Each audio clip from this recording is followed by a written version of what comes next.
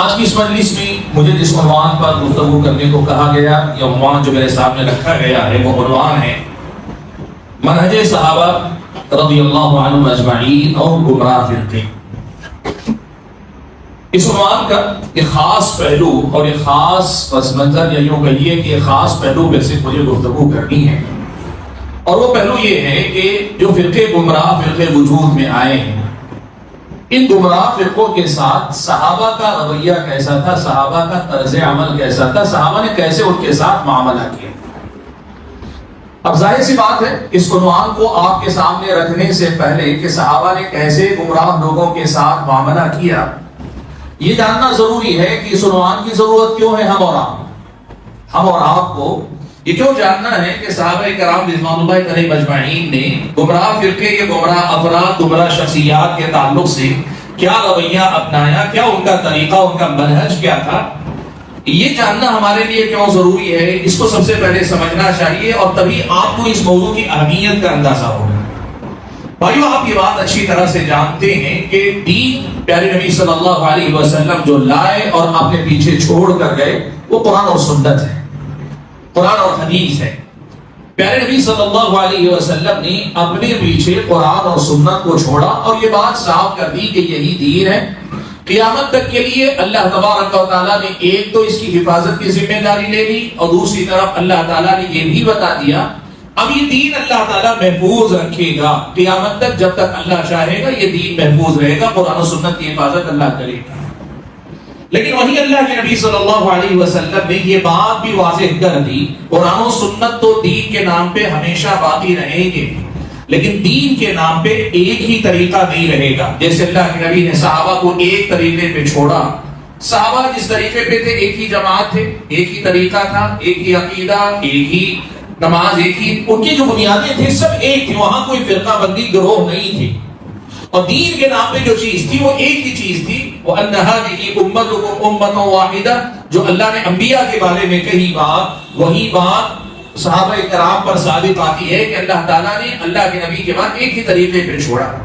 لیکن قرآن و سنت میں یہ بات واضح پہلے ہی کر دی گئی کہ دیکھو دین کے نام پہ شکل ایک ہی نہیں رہے گی، راستہ ہمیشہ ایک ہی نہیں رہے گا، اور گمراہ فرقے بعد میں وجود میں آئیں گے، شخصیات گمراہ وجود میں آئیں گی۔ یہ بات قرآن و سنت میں ہم اور آپ کو واضح الفاظ میں بتائی گئی۔ اللہ تعالیٰ نے فرمایا وَأَنَّ هَذَا صِرَاطِي مُسْتَقِيمًا فَاتَّبِعُوهُ وَلَا تَتَّبِعُوا السُّبُلَ۔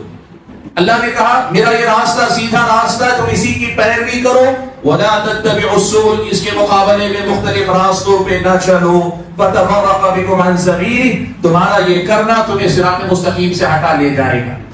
آیت میں خود اللہ نے بتا دیا کہ راستہ ایک نہیں رہے گا، الگ الگ راستے وجود میں آئیں گے۔ قرآن کی آیت میں خود اللہ نے واضح کر دیا، اور اللہ کے نبی صلی اللہ علیہ وسلم نے خود پیشن گوئی فرما دی، کہا تو میرے بعد یعنی میرے زمانے کے بعد ایسے لوگ آئیں گے یأتونکم من الاحادیث بما لم تسمعوا انتم ولا آباؤکم، بعد کے زمانے میں لوگ ایسی نئی نئی باتیں دین کے نام پہ نکال کر لائیں گے جو باتیں نہ تم نے سنی ہے نہ تمہارے آبا و اجداد نے سنی ہے۔ دین کے نام پہ نئے لوگ، نئی باتیں، نئے طریقے، نئے فرقے یہ وجود میں آئیں گے، تو کیا کرنا ہوگا؟ فَإِيَّاكُمْ وَإِيَّاهُمْ، ان سے بچو اور اپنے آپ کو بچا لے جانے کی فکر کرو۔ یہ اللہ کے نبی صلی اللہ علیہ وسلم نے بیان کر دیا۔ دو حقیقتیں سامنے ہیں، ایک تو یہ کہ قرآن و سنت کی دین ہے، اور دوسری طرف یہ کہ قرآن و سنت کے نام پر ہمیشہ ایک راستہ باقی نہیں رہے گا۔ بعد کے زمانے میں مختلف فرقے، مختلف جماعتیں، مختلف شخصیات، افراد وجود میں آ جائیں گے۔ اب کیا کرنا ہوگا؟ دیکھیے یہاں دو باتیں۔ پہلی بات تو اللہ تبارک و تعالیٰ نے یہ صاف کر دی کہ جب ایسا دور آئے گا تو تمہیں قرآن و سنت کو مضبوطی سے پکڑے رہنا پڑے گا، کہ قرآن و سنت ہی اصل میں ہدایت کی بنیاد ہیں۔ اللہ نے فرمایا فَإِن تَنَازَعْتُمْ فِي شَيْءٍ فَرُدُّوهُ إِلَى اللَّهِ وَالرَّسُولِ، کسی بھی چیز میں تمہارے درمیان اختلاف ہو جائے تو تم کیا کرو؟ ہر اختلاف کو قرآن و سنت کی طرف لوٹاؤ۔ کیا ہوگا؟ إِن كُنتُمْ تُؤْمِنُونَ بِاللَّهِ وَالْيَوْمِ الْآخِرِ ذَلِكَ خَيْرٌ وَأَحْسَنُ تَأْوِيلًا۔ اگر اپنے سارے اختلافات، یہ گروہ، یہ سارے کے سارے فرقے، ان سب کو اگر قرآن و سنت کے ترازو پہ تولنے پہ آؤ گے تو کیا ہوگا؟ ذَلِكَ خَيْرٌ وَأَحْسَنُ تَأْوِيلًا، یہ بہتر ہوگا، اور اس ترازو پر معاملات کو تولنے کہ تم ہدایت پر آ جاؤ گے، تم صحیح انجام تک پہنچو گے. ایک بات یہ بتا دی، اور دوسری بات یہ بھی اللہ کے نبی صلی اللہ علیہ وسلم نے بتا دی کہ بہت سارے گمراہ فرقوں کی گمراہیاں اس سے واضح ہو جائے گی جب تم قرآن و سنت کی طرف لوٹو گے. پتہ چلے گا جو دین کے نام پہ بات کر رہے ہیں اس کا دین سے کوئی تعلق نہیں، جو اللہ کے نام پہ بات کر رہے ہیں رب کے قرآن کا اس کا ذکر نہیں، رسول اکرم صلی اللہ علیہ وسلم کے امتی ہو کر جو بات کر رہے ہیں تو نبی کی احادیث میں اس کا کوئی وجود نہیں. تو بہت ساری گمراہیاں جب قرآن و سنت کی طرف لوٹ کر آؤ گے تو واضح ہو جائیں گی. لیکن پھر کچھ گمراہیاں ایسی بھی آئیں گی جو قرآن و سنت پر لوٹ کر آنے کے بعد بھی بعض لوگوں کے لیے پریشانی کا باعث ہوگی. وجہ کیا ہے؟ وجہ یہ کہ بعد کے دور میں آنے والے اہل بدعت بھی یہ سمجھیں گے کہ وہ اپنی بدعت کو جب تک حق کا لباس نہیں پہنائیں گے، حق کا لبادہ جب تک نہیں اڑائیں گے، یہ بات عوام میں نہیں چلے گی، تو وہ کیا کریں گے؟ اپنی بدعت کے لیے قرآن سے دلیل لینے کی کوشش کریں گے، اپنی بدعت کے لیے حدیث سے دلیل لینے کی کوشش کریں گے. تو تمہیں کیا کرنا ہوگا؟ جو لوگ قرآن و سنت سے نہیں جڑتے ان کی گمراہی تو واضح ہو گئی، لیکن جو لوگ قرآن و سنت سے جڑ کر بات کرتے ہیں اور بدعت کے لیے بھی قرآن و سنت سے دلیل لیتے ہیں، اب فیصلہ کیسے ہوگا؟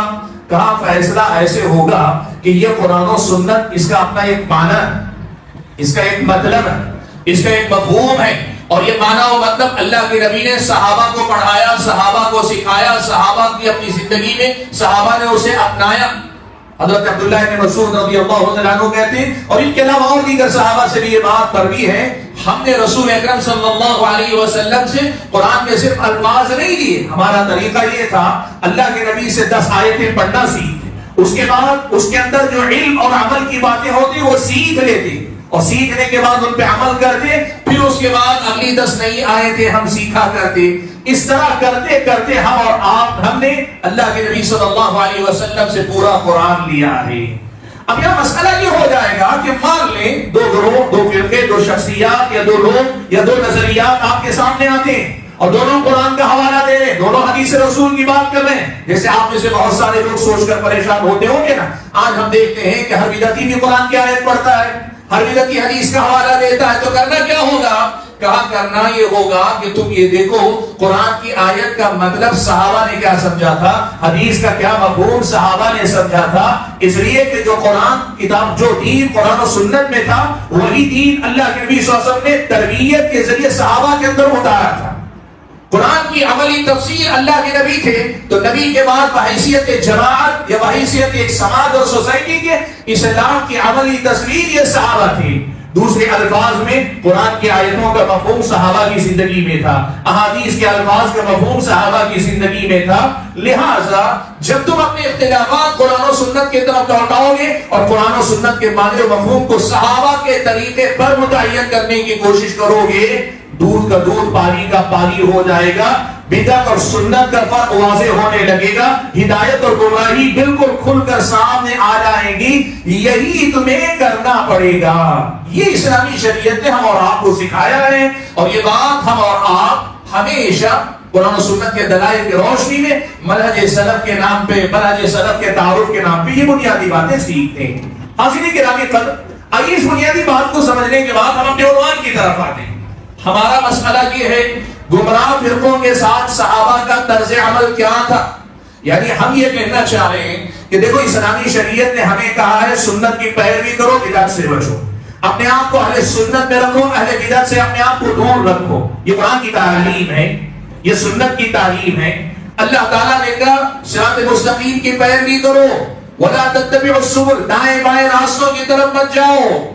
اب یہ جو بدعت، گمراہی، نافرمانی، اللہ تبارک و تعالیٰ کے دین سے دور جانے والے جو راستے ہیں، ان راستوں کو پہچاننے کے لیے اور اس کے بعد جن کی گمراہی واضح ہوتی ہے ان لوگوں سے نقصان جو ہمارا ہو سکتا ہے، ہمارے دین میں جو تحریف ہو سکتی، ہمارے دین میں جو شبہات پیدا ہو سکتے ہیں، یا ہمارے اور آپ کے دین و ایمان میں جو نقصان ہو سکتا ہے، اس سے بچنے کا جو حکم قرآن و سنت میں اللہ تعالیٰ نے دیا، دین کے دوسرے ابواب کی طرح اس معاملے میں بھی صحابہ کرام رضوان اللہ علیہم اجمعین نے عملی نمونہ پیش کیا ہے. ہم صحابہ کو مانتے ہیں کہ یہ قرآن و سنت پر عمل کرنے کا کرائٹیریا، یہ صحابہ قرآن و سنت پر عمل کرنے کا ایک معیار ہے. امام مالک رحمۃ اللہ علیہ اسی لیے کہا کرتے تھے اور ایسے ہی دوسرے علیہ امام احمد بن حنبل اور دیگر علیہ کہا کرتے تھے کہ لن يصلح آخر هذه الامه الا بما صلح به اولها. اس امت کے بعد کے لوگ ٹریک پر اسی وقت رہ سکتے ہیں، درست اسی وقت ہو سکتے ہیں جب وہ اس طریقے پہ چلیں جس طریقے پر اس امت کے ابتدائی لوگ قائم تھے.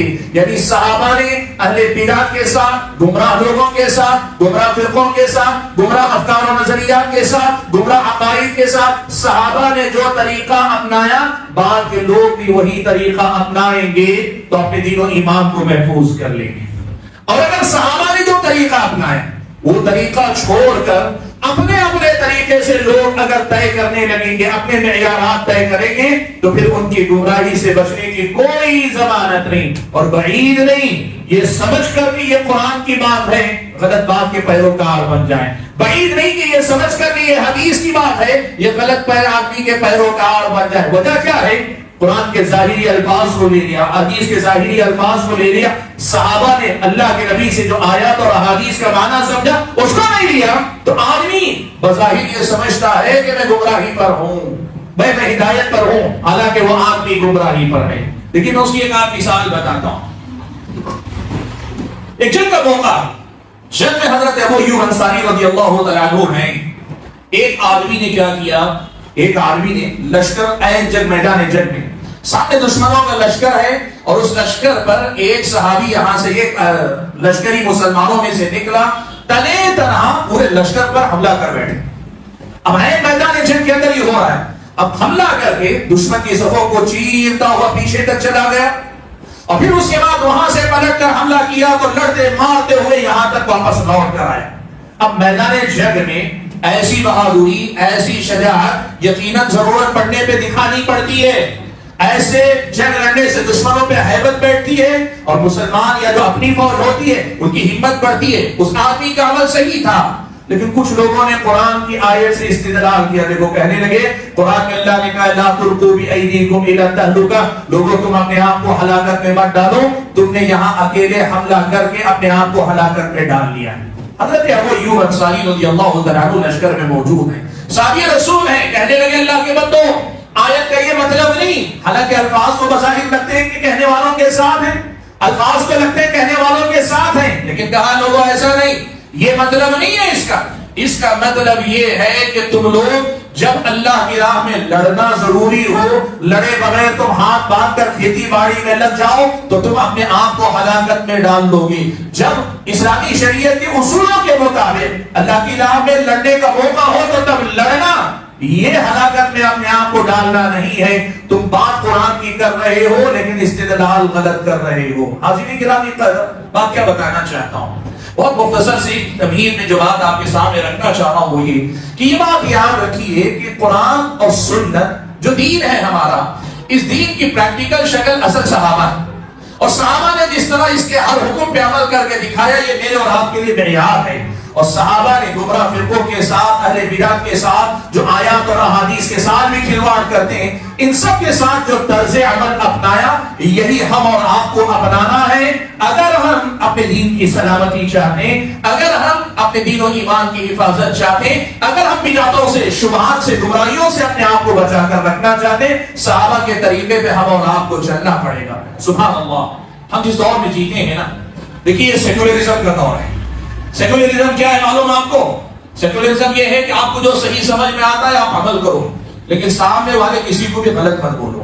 یہ سیکولر اپروچ، لوگ سیکولر بنے رہنا چاہتے ہیں. اور یہ سیکولرزم پولیٹکس میں نہیں کہہ رہا ہوں میں آپ کو، یہ مسئلہ لوگ دین کے معاملے میں بھی اپنانا چاہتے ہیں. اور میں ایک بات بتاؤں بڑی اہم بات ہے، اس کو یاد رکھو، اسلام کے علاوہ دیگر مذاہب میں سیکولرزم ہی چل سکتا ہے. کیوں معلوم ہے آپ کو؟ اس لیے کہ ان کے پاس ان کی اپنی مذہبی کتابیں، بنیادی کتابیں محفوظ نہیں ہیں.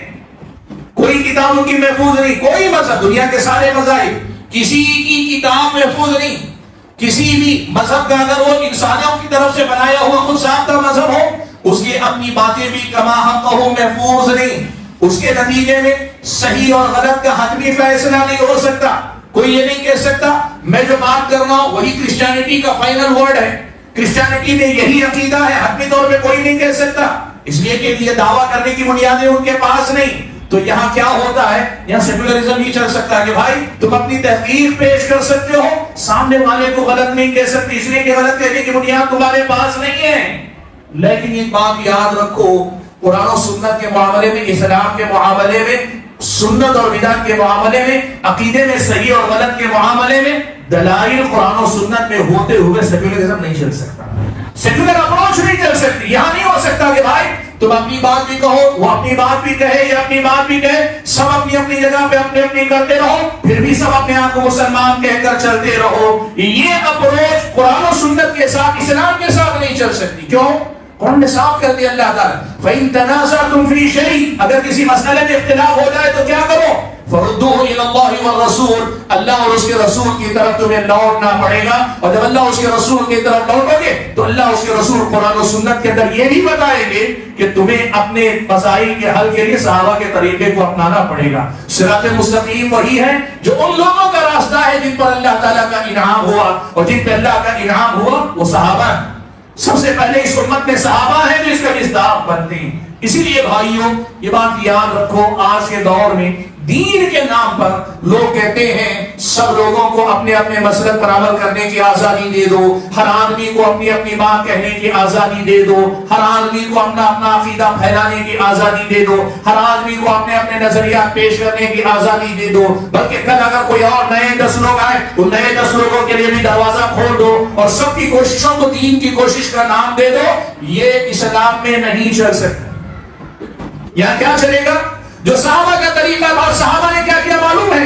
صحابہ نے کہا قرآن اور سنت ہے، صحابہ کا جو طریقہ ہے اس طریقے سے جو ہٹے گا ہم اسے گمراہ مانیں گے، جو اس طریقے سے ہٹے گا ہم اسے گمراہ مانیں گے۔ میں دو حوالے آپ کے سامنے دیتا ہوں، یہاں سے شروع کیجئے۔ صحابہ کا طریقہ کیا تھا؟ پہلا بنیادی مسئلہ، صحابہ نے سب صحیح والے رویے کو کبھی نہیں قبول کیا، سب کو گنجائش ہے اپنے اپنے عقائد کو پھیلانے کی، صحابہ نے یہ بات نہیں کی۔ آپ دیکھو حضرت عبداللہ ابن مسعود رضی اللہ تعالیٰ عنہ کہا کرتے تھے، من كان مستنا فليستن بمن قد مات فإن الحي لا تؤمن عليه الفتنة أولئك أصحاب محمد صلى الله عليه وسلم أبر هذه الأمة قلوبا وأعمقها علما وأقلها تكلفا۔ کیا کہنا چاہتے ہیں؟ ابن مسعود رضی اللہ تعالیٰ عنہ کہتے تھے اللہ کے بندو، قرآن و سنت پہ عمل کرنے میں کسی کے طریقے پہ چلنا چاہتے ہو، قرآن و سنت پر عمل کرنے کے لیے کسی کے نقش قدم کی پیروی کرنا چاہتے ہو تو ان کی پیروی کرو جو دین پہ ثابت قدم رہتے ہوئے دنیا سے چلے گئے۔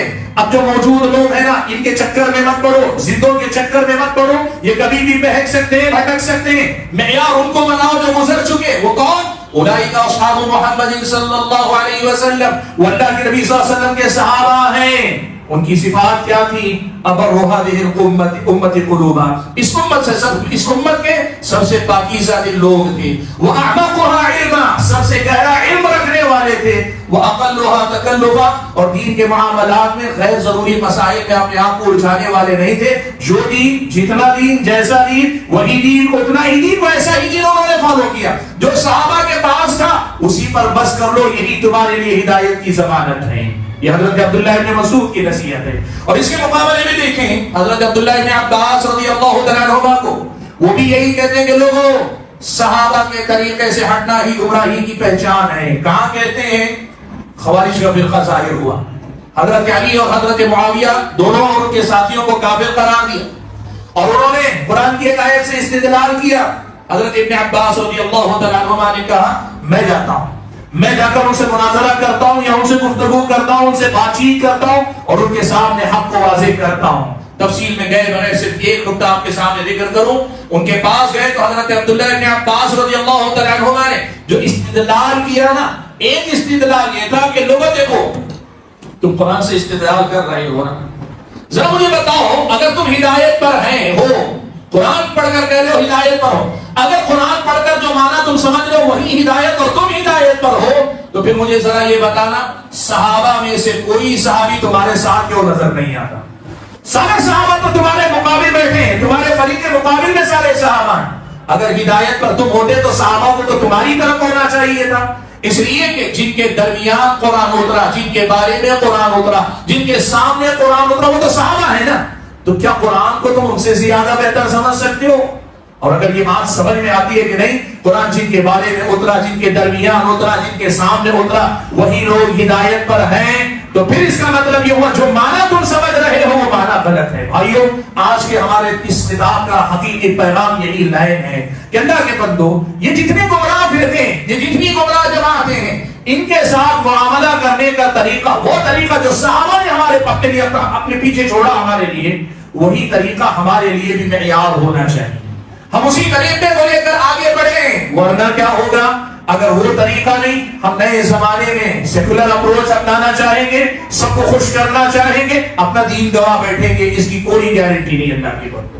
بھائیو چلیں اس بنیادی مسئلے کو دیکھنے کے بعد پوائنٹ ٹو پوائنٹ ایک ایک میں آپ کے سامنے مسئلہ رکھوں گا اور صحابہ کے طرز عمل سے یا ان کے اقوال اور افعال سے آپ کے سامنے دلیل دیتا ہوں کہ صحابہ نے اہل بدعت کے ساتھ کیا رویہ اپنایا۔ سب سے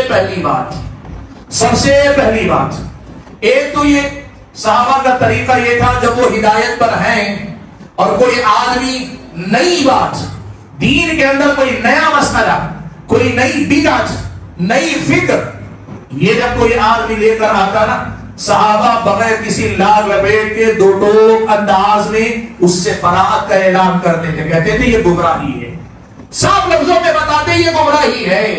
دیکھو آپ اگر ایسے اللہ کے بندے ہیں جن کو معلوم نہیں میں جس راستے پر ہوں وہ ہدایت ہے کہ گمراہی ہے، تو آدمی سب کو سنے گا، سب کے پاس جائے گا، یہ بھی حق ہو سکتا ہے، وہ بھی حق ہو سکتا ہے، یہ بھی ہدایت ہو سکتی، کہیں میں گمراہی پر تو نہ۔ جو آدمی گمراہی میں بھٹک رہا ہے بات اس کی نہیں، اس کو تو تحقیق کرنی پڑے گی۔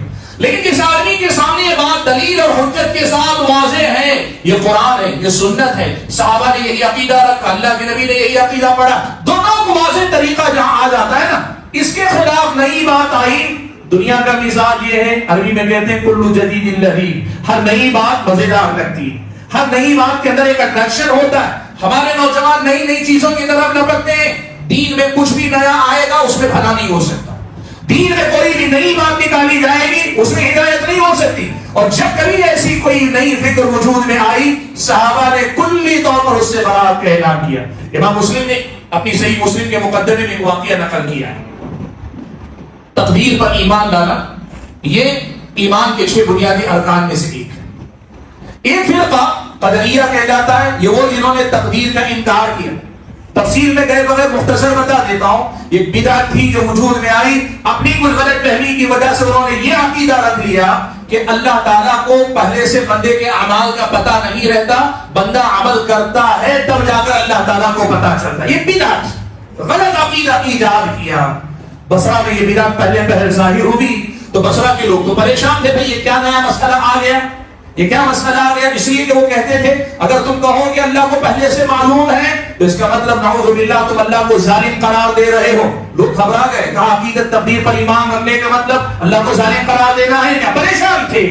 دو لوگوں نے کیا کیا، کہا اس کا حل یہ ہے ہم چلتے ہیں مدینہ جا کر اہل علم سے ملتے ہیں، صحابہ سے ملتے ہیں، یا مکہ جا کر جو علم کا مرکز ہے وہاں جاتے معلوم کرنے۔ آئے جو لوگ وہ آئے، حرم میں داخل ہوئے تو دیکھا حضرت عبداللہ ابن عمر باہر نکل رہے ہیں، دونوں کے دونوں حضرت عبداللہ ابن عمر کے ساتھ لگ گئے، ایک دائیں ایک بائیں ہو گئے، کہنے لگے کہ اے عبداللہ ابن عمر، ہمارے علاقے میں ایک آدمی یا کچھ لوگ آئے ہیں جو یہ کہتے ہیں کہ تقدیر پہلے سے لکھی نہیں ہوتی، وَأَنَّ الْأَمْرَ أُنْفٌ، بندہ پہلے عمل کرتا ہے بعد میں اللہ تعالیٰ کو پتا چلتا ہے، ایسا عقیدہ رکھ رہے ہیں۔ سبحان اللہ۔ اب دیکھو ایک گمراہی، ایک بدعت، ایک غلط بات آپ کے سامنے آئے، آپ کو کیا کرنا چاہیے؟ حضرت عبداللہ بن عمر رضی اللہ تعالیٰ عنہما نے دو ٹوک الفاظ میں کہا کہ سنو، یہاں سے جب واپس جاؤ گے نا تو بصرہ پہنچنے کے بعد جو لوگ یہ عقیدہ رکھتے ہیں، یہ نئی باتیں جو لوگ کر رہے ہیں، ایک بدعت کی طرف جو دعوت دے رہے ہیں، ان نئے لوگوں سے کہنا جا کر انا بریء منہم وہم براء منی، میرا ان سے کوئی تعلق نہیں، ان کا مجھ سے کوئی تعلق نہیں۔ کیا مطلب؟ میں تو صحابی رسول ہوں، میں تو مسلمان ہوں، لیکن جو آدمی اس بدعت کا علم بردار بنے یا اس کا قائل بنے یا اس کا عامل بنے، یہ عقیدہ رکھنے والا بنے، اس کو یہ سمجھ لینا چاہیے کہ وہ ایمان سے جا رہا ہے، سنت سے نکل رہا ہے، وہ ہم میں سے نہیں، ہم ان میں سے نہیں۔ بدعت یہ ایسی چیز ہے کہ یہ آپ سے ہم سے دین ایمان سے رشتہ کاٹنے کا ذریعہ بن جاتی، کبھی آدمی کو دائرے سلام سے باہر نکال لے جاتی ہے، کبھی ہدایت یافتہ لوگوں کے دائرے سے نکال کر اہل بدعت میں ان کو شامل کر لیتی ہے۔ حضرت عبداللہ ابن عمر نے براءت کا اعلان کیا اور اس کے بعد پھر دلیل بھی کہا. میں نے اللہ کے نبی صلی اللہ علیہ وسلم کو فرماتے ہوئے سنا. خود ان کے اپنے والد حضرت عمر رضی اللہ تعالیٰ عنہ نے اصل یہ حدیث روایت کی. کہا آدمی اس وقت تک مومن نہیں ہو سکتا جب تک وہ تقدیر پر ایمان نہ لائے. اب جو بات قرآن و سنت میں آ گئی واضح، اس میں کچھ نئی باتیں نکالنے کی کوشش کرنے والے گمراہی ہو سکتے ہیں، اور ایسے گمراہوں سے ہمارا کوئی تعلق نہیں. بھائیو، اس کا مطلب یہ ہوا کہ حضرت عبداللہ ابن عمر نے ایک ضابطہ یہ بتایا کہ اہل بدعت سے، بدعت ہونے کے باوجود نہیں یہ ان کی رائے ہے، یہ ہماری رائے ہے، اس کے باوجود ہم سب ایک ہے کہنے والا مزاج یا ہم سب ایک ہے کہنے والا منہج صحابہ کا منہج نہیں، یہ صحابہ کا طریقہ نہیں ہے. یہ بات حضرت عبداللہ ابن عمر رضی اللہ تعالیٰ عنہ نے اس نے سنا دی. دوسری بات، صحابہ کا طریقہ یہ تھا کہ جب کبھی کوئی آدمی بدعتی تو دور کی بات، بدعتی تو دور کی بات، کوئی آدمی ایسی کوئی بات سناتا، آدمی صحیح بھی ہو لیکن کوئی نئی بات، کوئی انوکھی بات یا کچھ عجب بات کرتا، تو فوراً صحابہ اپنے دین کے سلسلے میں محتاط ہو جاتی. یہ نئی باتیں، روز نئے کام کر نئی باتیں لانے والوں سے چوکنا ہو جاتے، ایسے لوگوں کی بات نہیں سنتے. اس کا مطلب یہ ہوا بدرجہ اولیٰ بدعتیوں کو نہیں سننا چاہیے. جو آدمی دین کے معاملے میں بدعتیں ایجاد کر کے آپ کے سامنے لائے، ایسے آدمی کو سننے سے پرہیز کرنا چاہیے. آج آپ جانتے ہیں سوشل میڈیا پر جتنے فتنے ہیں، جتنے کانٹروورشل پرسنالٹیز، متنازع شخصیات ہیں، سب سے زیادہ لوگ انہیں کو دیکھتے ہیں، جانتے ہیں. کئی لوگوں سے ہم نے کہا تو کہتے ہیں نہیں ہمیں پتا ہے کہ وہ گمراہ ہے، لیکن دیکھنا چاہتے ہیں کہ وہ کیا کہہ رہے ہیں. کیا دیکھیں گے آپ؟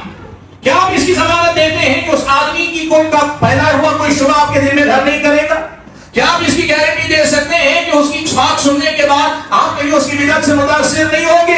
جب آپ جانتے مانتے آدمی گمراہ ہے، اس کو مت سنیں. صحابہ نے یہی منہج اور آپ کو سکھایا. کہاں سکھایا؟ امام مسلم نے اپنی صحیح کے اندر یہ مقدمے میں بات ذکر کی ہے کہ بشیر بن کعب عدوی، یہ حضرت عبداللہ بن عباس رضی اللہ تعالیٰ عنہ کے پاس آئے اور آ کر اللہ کے نبی کی حدیث سنانے لگے. کہنے لگے قال رسول اللہ، حدیثیں سنانے لگے. حضرت عبداللہ بن عباس جعل لا يأذن له، ان کی طرف توجہ نہیں دے رہے، ان کی بات نہیں سن رہے. بشیر سنانا چاہتے ہیں، حضرت عبداللہ بن عباس سننا نہیں چاہتے. بشیر بن کعب کو تعجب ہوا، کہنے لگے ابن عباس میں آپ کو اللہ کے نبی کی حدیث سنانا چاہتا ہوں اور آپ حدیث رسول سننے کے لیے تیار نہیں ہو رہے. حضرت عبداللہ ابن عباس رضی اللہ تعالیٰ عنہما نے کہا اِنَّا كُنَّا فِي زمان، کہ بھائی سنو مسئلہ یہ ہے، ایک زمانہ وہ تھا جب خیر کی خیر کا، سنت ہی سنت تھی، نہ اللہ کے نبی کے پہ کوئی جھوٹ بولتا تھا، نہ کوئی بدعت، نہ کوئی گمراہی، کچھ نہیں تھی. ایک زمانہ وہ تھا کہ جب ہم کسی آدمی کو کہتے قال رسول اللہ کہتے ہوئے سنتے، ابتدأت ابصارنا واصغینا الیہ بآذاننا، ہماری نگاہیں اس آدمی پہ ٹہر جاتی اور ہمارے کان اس کے پیچھے لگ جاتے. لیکن کیا ہوا؟ فلما رکب الناس الصعب والذلول، جب لوگ ہر طرح کی سواری پہ سوار ہونے لگے، یعنی دین کے نام پہ ہر طرح کی باتیں سنانے لگے، مستند غیر مستند ہر طرح کی روایتیں نقل کرنے لگے، اہل سنت اہل بدعت سب بولنے لگے. کیا ہوا؟ فلما رکب الناس الصعب والذلول، جب لوگ ہر طرح کی سواری پہ سوار ہونے لگے، ہم نے کیا کیا؟ ترکنا الحدیث، اب ہر آدمی کی بات ہم نے سننا چھوڑ دیا. اب ہمارا طریقہ یہ ہے کہ جو حدیث یا جو بات یا جو شخصیت یا جو دین کی بات ہمیں معلوم ہے، معروف ہے کہ یہ دین کی بات ہے، وہی ہم لیتے ہیں، بقیہ باتیں ہم نہیں سنا کرتے. اللہ کے بندو، میں اس مسئلے کو تابعین میں اس تابعی کے واقعے کے ذریعے آپ کے سامنے واضح کرتا ہوں. ابن سیرین رحمۃ اللہ علیہ کے پاس ایک آدمی آیا، ایک بدعتی آیا، کہنے لگا میں آپ کو پیارے نبی صلی اللہ علیہ وسلم کی حدیث سنانا چاہتا ہوں. ابن سیرین رحمۃ اللہ علیہ نے کہا تم سے نہیں سنوں گا، حدیث رسول ہے، بات حدیث رسول، لیکن تم سے نہیں سنوں گا. اس نے کہا ٹھیک ہے چلیے میں آپ کو قرآن کی ایک آیت سنانا چاہتا ہوں. کہا قرآن کی آیت بھی تم سے نہیں سنوں گا. اس نے اصرار کیا کہ آدھی آیت بھی تم سے نہیں سنوں گا. لوگوں نے بعد میں پوچھا کیوں؟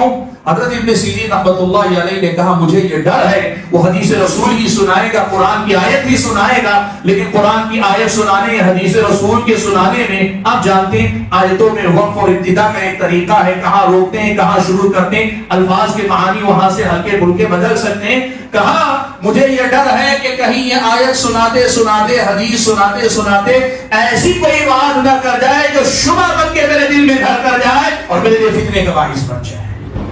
یہ کون ہے معلوم ہے؟ ابن سیرین وہ صحابی وہ تابعی صحابہ کے بعد امت کے سب سے بڑے جو علماء، تقوی میں سب سے اونچے، علم میں بھی سب سے اونچے درجے کے۔ بھائیو یہ ہمارے صحابہ کا سکھایا منہج جو تابعین نے اپنایا، کیوں اپنایا؟ وہ جانتے تھے شبہات کا معاملہ بڑا خطرناک ہے، آپ علم والے ہو کر بھی آپ کے دل میں شبہ گھر کر سکتا ہے، اسی لیے اصل یعنی بیسک پوائنٹ ان کے پاس یہی تھا، ہم اہل بدعت کو نہیں سنیں گے۔ سبحان اللہ، آج کے ہمارے نوجوانوں کا مسئلہ کیا ہے معلوم؟ کہتے ہیں نہیں مجھے معلوم ہے، میں سمجھدار ہوں، مجھے معاملہ سمجھ میں آتے ہیں، میں فرق کر سکتا ہوں۔ اللہ کے بندو، وہ علم والے، ہم سے زیادہ عقل والے، ہم سے زیادہ تقوی والے، وہ ڈرتے تھے اور آپ مطمئن ہیں۔ یہ آپ کا کہنا کہ نہیں میں فرق کر سکتا ہوں، یہ خود بتاتا ہے کہ پہلی ٹھوکر آپ کھا چکے ہیں۔ اب سننے کے بعد متاثر ہوں گے نہیں ہوں گے وہ بات کی بات ہے، لیکن آپ یہ کہہ رہے ہیں تو آپ اپنے اسلاف کے طریقے سے انحراف کریں۔ ایک آدمی کے بارے میں کہتے ہیں یہ بدعتی ہے، یہ گمراہ ہے، ہمیں معلوم ہے، لیکن پھر بھی ہم سنیں گے اور ہم ڈیسائیڈ کریں گے۔ اللہ کے بندو، ڈیسائیڈ وہ کرے گا جو گمراہی میں ابھی اسے پتہ نہیں ہدایت کیا ہے گمراہی کیا ہے، وہ تو سب کو سنے گا۔ اس لیے اسے پتہ نہیں ہے ہدایت کیا ہے گمراہی کیا ہے۔ جس آدمی کو پتا ہے میں ہدایت پہ ہوں، قرآن کی آیت حدیث رسول دین واضح ہے، پھر بھی جا کر اہل بدعت کو سنتا کہتا ہے میں ڈیسائیڈ کروں گا، کیا ڈیسائیڈ کریں گے؟ یہی کہ میں آج تک گمراہی پہ تھا سے ہدایت پہ آ رہا۔ اگر مسئلہ یہ ہے کہ آپ ہدایت پہ ہیں کہ گمراہی آپ کو پتا نہیں ہے تو پھر آپ کو کچھ نہیں کہا جا سکتا، لیکن اگر آپ کو اللہ تعالیٰ نے واضح دلائل کی روشنی میں دین دیا پھر آپ کے لیے جائز نہیں ہوگا کہ آپ جا کے اہل بدعت کو سنیں۔ یہ دوسری بات کہ صحابہ نے یہ منہج چھوڑا کہ گمراہ لوگوں کو سننے اور گمراہ لوگوں کے نظریات سے دوری بنائے رکھنے میں ہماری اور آپ کی عافیت ہے، یہ بات صحابہ نے ہم اور آپ کو سکھائی۔ تیسری بات، صحابہ کا طریقہ اہل بدعت کے ساتھ کیا تھا بتائیں؟ صحابہ کا طریقہ یہ تھا کہ اگر کوئی بدعتی ان کے سامنے آتا یا وہ صحابہ بدعتی کے پاس جا کر سمجھا سکتے تو جو علماء ہوتے صحابہ میں سے، جو صحابہ میں سے علماء ہوتے نا، وہ جا کر بدعتیوں کو سمجھانے کی کوشش کرتے۔ عام لوگوں کو صحابہ کے زمانے میں عام لوگ یا صحابہ کی زیر تربیت عام لوگ سیدھے جا کر اہل بدعت کے ساتھ مناظرے نہیں کرتے، جیسے ہمارے بہت سارے نوجوان۔ میں آپ کو بتاؤں ایک واقعہ سن لیجیے، پھر اس کے بعد اس منہج کا فائدہ سمجھ میں آئے گا۔ آپ نے دیکھا ہوگا یوٹیوب پر ایک شخصیت ہے محمد شیخ کے نام سے، گمراہ آدمی ہے، صاف لفظوں میں نہیں لیکن ایسی باتیں کرتا ہے جیسے لگتا ہے وہ اپنے آپ کو اس زمانے کا نبی سمجھتا ہے۔ اب اس آدمی کا معاملہ میں بتا رہا ہوں، ایک نوجوان اس نے کہا کہ میں نے دیکھا ایک مفتی کے ساتھ اس کا مناظرہ ہوا، مفتی کو اس نے ایسے ٹائٹ کیا کہ مزہ آ گیا۔ سبحان اللہ، دین لوگ مزہ لینے کے لیے سنتے ہیں۔ وہ یہ کہا کہ میں نے دیکھا کہ مفتی کو اس نے تنگ کیا، میں دیکھنا چاہتا ہوں کہ مفتی کو اس نے کیسے کیسے تنگ کیا ہے۔ میں نے اس کو منع کیا مت سنو تمہارے لیے یہ بالکل درست نہیں ہوگا، لیکن گئے اور جا کے سننے کے بعد آج یہ صورتحال ہے، مفتی کی بات کہیں رہ گئی، وہ خود اس گمراہ آدمی کا پیروکار بنا ہوا گھومتا ہے۔ صحابہ کا طریقہ کیا تھا معلوم ہے آپ کو؟ صحابہ اہل بدعت کے ساتھ گفتگو کو اصل میں ناپسند کرتے، لیکن ان کو دعوت دینے، ان کی ہدایت کے لیے بڑے جو صحابہ ہوتے، علم والے جو صحابہ ہوتے، وہ اس موضوع پہ بولا کرتے، ان کی گمراہیوں کو واضح کیا کرتے۔ دو واقعات صحابہ کے آپ کو سنا تھا۔ کوفہ کی جامع مسجد کے اندر ایک واقعہ پیش آیا۔ واقعہ کیا پیش آیا؟ واقعہ یہ پیش آیا کہ کوفہ کی جامع مسجد میں کچھ لوگ اکٹھا بیٹھے ہیں ساتھ میں، سارے لوگ حلقہ بنا کر ایک آدمی درمیان میں اس کے اطراف حلقہ بنا کے بیٹھے ہیں۔ اب بیچ میں بیٹھا ہوا آدمی کہتا ہے 100 مرتبہ لا الہ الا اللہ پڑھو، ساتھ میں لوگ دانے انہیں رکھے ہوئے، لوگ گنتے جاتے ہیں لا الہ الا اللہ لا الہ الا اللہ، دانے گن گن کے 100 مرتبہ لا الہ الا اللہ۔ فارغ ہو جاتے کہتا سبحوا 100 مرہ، 100 مرتبہ سبحان اللہ پڑھو، سارے لوگ سبحان اللہ سبحان اللہ سبحان اللہ سبحان اللہ کہنے لگتے۔ یہ منظر ایک صحابی نے دیکھا، سبحان اللہ بھائیو کتنا بڑا ادب ہے۔ ایک صحابی نے دیکھا اور دیکھنے کے بعد حضرت عمرو بن سلمہ نے دیکھا۔ عمرو بن سلمہ نے جب یہ منظر دیکھا تو انہوں نے کیا کیا؟ فوراً اپنی طرف سے روکنے کے بجائے، کوفہ میں اس وقت سب سے بڑے عالم حضرت عبداللہ بن مسعود رضی اللہ تعالیٰ عنہ تھے، सीधे गए हजरत अब्दुल्लाह इब्न मसूद के पास और कहे अब्दुल्लाह इब्न मसूद अबू अब्दुर्रहमान, मैंने कूफा की मस्जिद में एक नया काम देखा, देखने में अच्छा ही लगता है, इसलिए कि सुभान अल्लाह अल्हम्दुलिल्लाह तो जिक्र है, लेकिन आप एक मर्तबा आकर देख लें तो बेहतर है। हजरत अब्दुल्लाह इब्न मसूद आए। देखिए ये तरीका होता है उलमा में से, सहाबा में से भी, जो सहाबा हैं हर कोई आगे बढ़कर मैदान संभालने की बात नहीं करते, उन्हें मालूम है किस मसले पे किसको बोलना चाहिए, वो बड़े उलमा की तरफ रुजू करते। हजरत अब्दुल्लाह इब्न मसूद जो यूनिवर्सिटी के बड़े आलिम थे उनको लेकर आए और उसका फायदा भी हुआ, इसलिए कि अमर इब्न सलमा को लगता था कि उसका एक पहलू सही नहीं नजर आता है, लेकिन हजरत अब्दुल्लाह इब्न मसूद ने जो खटक अमर इब्न सलमा ने महसूस की उसे खोल कर रखा, वाज़ेह किया। क्या किया? अब्दुल्लाह इब्न मसूद आए, आकर देखा और देखने के बाद उन लोगों से जो बात कही ना, वो बड़ी तारीखी जुमले हजरत अब्दुल्लाह इब्न मसूद के। क्या कहा हजरत अब्दुल्लाह इब्न मसूद? कहा यहाँ बैठकर तुम ये जो दानों पे गिन रहे हो ना, ये गिनने के बजाय उद्दू सय्यातिकुम, अपने गुनाहों को बैठ कर गिनो, तुमने क्या क्या गुनाह किए। ये गिनने से तुम्हें कोई फायदा नहीं मिलेगा, इसके मुकाबले में तुम जाओ अपने गुनाहों को गिनो। फइन्नी ज़ामिनुन अल्ला यज़ीअ मिन हसनातिकुम शैअ, अगर तुम अपने गुनाहों को गिन कर माफी मांग लो, मैं गारंटी देता हूं कि अल्लाह ताला तुम्हारी नेकियों को जाया नहीं करेगा। एक बार, अब उसके बाद अगली नसीहत, कहा लोगों देखो, दो में से एक ही बात हो सकती, दो में से एक ही बात हो सकती, या तो तुम सहाबा से ज्यादा इल्म वाले हो गए हो, इसीलिए वो काम कर रहे हो जो सहाबा ने अपनी जिंदगी में कभी नहीं किया। सहाबा जो सबसे ज्यादा इल्म वाले, दीन को सबसे ज्यादा समझने वाले, दीन पे अमल करने का सबसे ज्यादा जज्बा रखने वाले और दीन के तमाम पहलुओं को अपनी जिंदगी में अपनाने की कोशिश करने वाले, उन सहाबा ने जो काम नहीं किया वो तुम कर रहे हो, या तो तुम सहाबा से ज्यादा इल्म वाले हो गए हो कि कुछ ऐसा तुम्हारी समझ में आ गया जो सहाबा की समझ में नहीं आया। अब ये तो नहीं हो सकता। कहा अगर ये नहीं है तो फिर दूसरी बात समझ लो, तुमने कोई नई बिदअत ईजाद कर ली है, या तो तुम सहाबा से ज्यादा इल्म वाले हो गए हो, या फिर तुमने कोई बिदअत ईजाद कर ली है। और जाहिर सी बात है इसमें एक ही ऑप्शन रह जाता है, तुम लोग बिदअत ईजाद कर रहे हो। तो हजरत अब्दुल्लाह इब्न मसूद ने आगे कहा, अल्लाह के बंदो, अभी अल्लाह के नबी सल्लल्लाहु अलैहि वसल्लम को इंतकाल किए हुए ज्यादा दिन नहीं गुजरे, नबी के सहाबा भी मौजूद है तुम्हारे दरमियान, अभी तक नबी अलैहिस्सलातु वस्सलाम के कपड़े जो छोड़े हुए कपड़े हैं वो बोसीदा नहीं हुए। और बाज़ इल्म ने तफसीर शरह नहीं होगा, नबी अलैहिस्सलातु वस्सलाम का जो कफन है वो भी ताजा, वो तो रहेगा हमेशा। अल्लाह के नबी सल्लल्लाहु अलैहि वसल्लम अपनी कब्र में बरज़खी जिंदगी में जिंदा।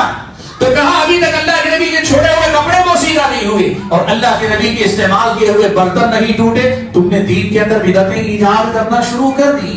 सुभान अल्लाह। इसमें क्या है, बिदअती को बिदअती कहा जा रहा है, उसके काम को बिदअत कहा जा रहा है, और साथ में ये भी बताया जा रहा है कि ये बिदअत क्यों है, और साथ में ये भी बताया जा रहा है कि इस तरीके पे चलकर तुम्हारा कुछ भला होने वाला नहीं, इसके बजाय करना क्या है वो भी बता रहे हैं। सारी बातें हज़रत अब्दुल्लाह इब्न मसूद रज़ियल्लाहु तआला अन्हु ने बता दी। यहाँ देखो इस वाक़ये में कई बातें। पहली बात, सहाबा का तरीका ये था कि अहले बिदअत को अगर देखते, उनको अगर हिदायत की उम्मीद की जा सकती तो जाकर उनके सामने उनको दावत देते, उनको समझाते, उनको बुलाने की कोशिश करते। ये काम कौन करते?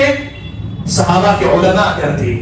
अब हमारे यहाँ मसला ये है कि हमारे नौजवान सहाबा का पास कैसे था मालूम, ताबीईन सहाबा से इल्म सीखते और सहाबा जाकर बिदअतियों को हिदायत के लिए, रहनुमाई के लिए सीधी राह पे लाने की कोशिश करते। हमारा तरीका उल्टा है। हमारे अपने लोग उलमा से बैठकर नहीं सीखते और उलमा के बजाय ये जाते मुनाजरे करने के लिए, पैसे करने के लिए। गलत तरीका अल्लाह ताला के लोग, गलत तरीका। और इसी वजह से होता ये है कि ऐसे ही बहुत सारे नौजवान दाल में चलकर कई बार गुमराह होकर उम्मत के लिए फितना बन जाते हैं। ये सहाबा का तरीका सीखो। अहले बिदअत के साथ मामला करने का तरीका सहाबा ने क्या सिखाया। अच्छा, दूसरी मिसाल जो आपके सामने दूंगा वो हजरत अब्दुल्लाह इब्न अब्बास रज़ियल्लाहु तआला अन्हुमा की। हजरत अब्दुल्लाह इब्न अब्बास रज़ियल्लाहु तआला अन्हुमा ने क्या किया, जब खवारिज वजूद में आए, हजरत अली और हजरत मुआविया सबको काफिर कहा, कुरान की आयत इनिल हुक्मु इल्ला लिल्लाह से इस्तिदलाल किया, कहा हाकिम फैसला करने वाला तो सिर्फ अल्लाह हो सकता है, ये तुमने इंसानों को हाकिम मानकर कफर किया। हजरत अब्दुल्लाह इब्न अब्बास ने हजरत अली से इजाजत चाहिए, मुझे इजाजत दिए, मैं जाके मुनाजरा करना चाहता हूँ। बाज़ रिवायतों से मालूम होता है कि हजरत अली ने ही हजरत इब्न अब्बास से कहा जाइए जाकर उनको समझाइए, चाहे इन्होंने इजाजत दी या हजरत अली ने भेजा। गए हजरत इब्न अब्बास। हजरत इब्न अब्बास ने पूछा कि भाई एक बात बताओ, आप लोग सब यहाँ इकट्ठा हो ना, हजरत अली के बारे में कि वो गलती पर हैं, उनसे गलती हुई है, या वो बहक गए, भटक गए, या बकौल तुम्हारे उन्होंने कुफ्र का इंतकाम किया, کیا غلطیاں ان سے ہوئی ہیں میرے سامنے رکھو. خوارج نے 3 مسئلے حضرت علی کے بارے میں رکھے. حضرت ابن عباس رضی اللہ تعالیٰ عنہ نے 3 کے 3 مسائل کا جواب قرآن کی آیات کی روشنی میں دے دیا. قرآن کی آیات کی روشنی میں حضرت ابن عباس نے جواب دے دیا. میں تفصیل میں جا نہیں سکتا وہ آپ یہ کی، لیکن بتانا یہ ہے کہ حضرت ابن عباس وقت کے بڑے علماء میں سے حضرت ابن عباس گئے، ان کے ساتھ بحث کی، ان کے شبہات کو سنا اور ان کا جواب دے دیا. اور جواب دینے کے بعد حضرت ابن عباس جب وہاں سے نکلے، اللہ تعالیٰ کے فضل و کرم سے ہوا یہ کہ بعض روایتوں میں یہ الفاظ ہیں 6000 خوارج تھے، کسی نے 25,000 کی تعداد میں لکھی ہے، زیادہ تر علم کہتے ہیں 6000 خوارج کی تعداد تھی. ان میں سے 2000 خوارج نے وہیں کے وہیں توبہ کر لی. بھائی ایک بات بتاؤں، 2-3 باتیں اس کے اندر ہیں. پہلی بات، مناظرے کرنا ہار اور جیت کے لیے اس میں فائدہ کم ہوتا ہے، اسی لیے اہل علم مناظرہ انتہائی اشد ضرورت پر ہی کرتے. دوسری بات، مناظرہ کرنے والا جب اچھا عالم دین ہوگا نا تو بحث اور مناظرہ بہت لمبا نہیں چلتا، وہ قرآن و سنت کے دلائل کی روشنی میں آسانی سے حجت قائم کرنے میں کامیاب ہو جاتا ہے. اور تیسری بات، جب علماء مناظرہ کرتے ہیں تو پھر اللہ کے فضل و کرم سے سامنے والے لوگوں کو ہدایت پر آنے میں بھی آسانی ہوتی ہے. یہ صحابہ کا منہج ہے. اہل بدعت کے ساتھ گفتگو کرنے، مناظرہ کرنے کے سلسلے میں اگر اس منہج کو ہم اور آپ اپنائیں گے نا تو یقین مانیے ہماری دعوت کا کام بھی اور اہل بدعت کی بدعتوں کی تردید بھی، ان کے شبہات کا ازالہ بھی اور ان کے پھیلائی ہوئی گمراہی کا جواب اور رد بھی بڑے احسن طریقے سے ہو سکتا ہے. آج اہل بدعت کے ساتھ اس قسم کے مناظرے کی جہاں ضرورت پیش آتی، اہل علم کو اس معاملے میں آگے بڑھ کر یہ کردار ادا کرنا چاہیے. حاضرین گرامی قدر، صحابہ کا طریقہ اہل بدعت کے ساتھ کیا تھا؟ ایک طریقہ یہ بھی تھا کہ صحابہ ہمیشہ اس بات کی کوشش کرتے تھے کہ عوام الناس کو اہل بدعت یا اہل بدعت کے یعنی بدعت اہل بدعت ضروری نہیں، کہیں سے بھی گمراہی ان کے دروازے پہ دستک دے سکتی، ان دروازوں تک جانے سے روک دیتی. دیکھو ایک بڑا مسئلہ ہے آج کے زمانے میں. آج اگر ہم یہ آپ جیسے بھائیوں سے کہتے ہیں اہل بدعت کو مت سنو، بدعتیوں سے دور رہو، تو لوگ سامنے سے آپ کو تانا دیتے، تم بیوقوف ہو کیا، تمہارے پاس عقل نہیں، تم نے اپنی عقل اپنی مولویوں کے حوالے کر دی ہے. یہ تانا آپ کو لوگ دیتے ہیں کیوں؟ تم کو اللہ تعالیٰ نے سمجھ نہیں دی، تم اپنی عقل سے فیصلہ نہیں کر سکتے، تم نے اپنی عقلیں مولویوں کے حوالے کر دی ہے. سبحان اللہ، اللہ کے بندوں سب کے پاس عقل ہے. آپ کو کم عقل نہیں کہا جا رہا ہے، آپ کی عقل مندی یہ ہے آپ مولوی کے حوالے نہیں ہو رہے، آپ اس منہج کی پیروی کر رہے ہیں جو منہج اللہ کے نبی کا سکھایا ہوا، جس منہج کو صحابہ نے اپنایا. کیسے؟ دیکھو مسئلہ بتاتا ہوں آپ کو. حضرت عمر بن خطاب رضی اللہ تعالیٰ عنہ کے زمانے میں ایک واقعہ پیش آیا. فارس کا علاقہ، ایران کا جو علاقہ، وہ علاقہ فتح ہونے لگا تو ایک شہر ہے تستر کہلاتا ہے. تستر کا علاقہ جب فتح ہوا تو وہاں ایک قبر ملی یا ایک مقبرہ ملا، اور اس قبر کے بارے میں جب وہاں کھدائی ہوئی یا دیکھا گیا تو پتہ چلا کہ وہاں جو قبر ہے وہ دانیال کی قبر ہے. اور دانیال کون تھے؟ اس سلسلے میں بعض اہل علم نے کہا انبیاء بنی اسرائیل میں سے ایک نبی کا نام دانیال ہے. مشہور کہ یہ ہوا کہ وہ دانیال علیہ السلام کی قبر ہے، اور ان کی قبر کے ساتھ کتابیں بھی ملی، کچھ کتابیں بھی ان کے ساتھ لکھی ہوئی ملی. اب لوگوں نے کہا کچھ نئی چیز آئی ہے، لیکن عمر کا دور تھا، حضرت عمر بن خطاب رضی اللہ تعالیٰ عنہ کا دور تھا. لوگوں نے حضرت عمر کو لکھ کر بھیجا. ہمارا مسئلہ کیا ہے؟ کچھ بھی نیا آتا ہے نا لوگ لے کر نکل جاتے ہیں، اڑ جاتے ہیں. یہ ہمارے نوجوانوں کا بھی بڑا فتنہ ہے. وہ کیا ہے؟ جو نیا ملا لوگ اس کے پیچھے لگتے ہیں. نیا آدمی اس کو سننا، نئی بات اس کو پھیلانا، کچھ بھی نیا ہو یونیک نظر آنا، یونیک نظر آنے لوگوں کو اٹریکٹ کرتی ہے. وہی ہوا یہاں پہ. حضرت عمر بن خطاب رضی اللہ تعالیٰ عنہ کو لکھ کر بھیجا.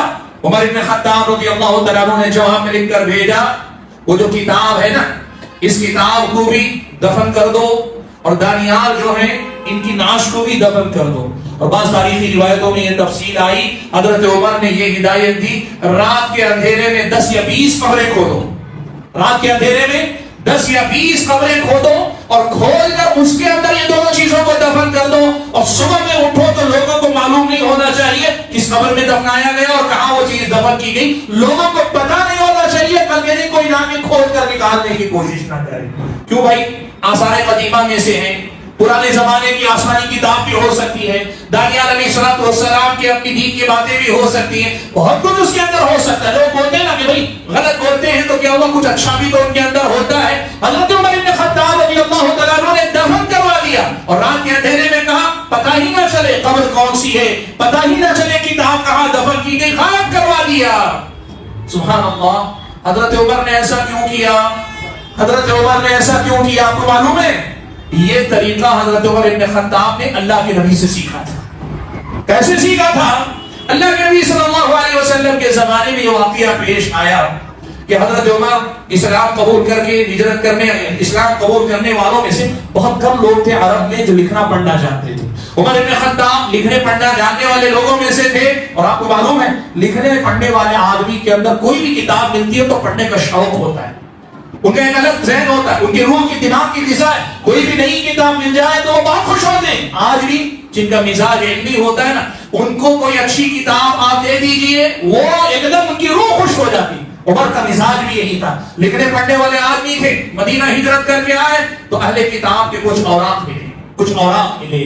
हजरत उमर आए, बड़े खुश खुश आए और अल्लाह के नबी की मजलिस में बैठकर पढ़ कर सुनाने लगे। अल्लाह के नबी देखिए ये भी लिखा, ये भी लिखा, यानी खुशी में अहले किताब यानी तौरात की कुछ किताब, कुछ बातें पढ़कर सुना रहे। तौरात आसमानी किताब, लेकिन एक तो मनसूख शुदा किताब है, दूसरी मुहर्रफ किताब।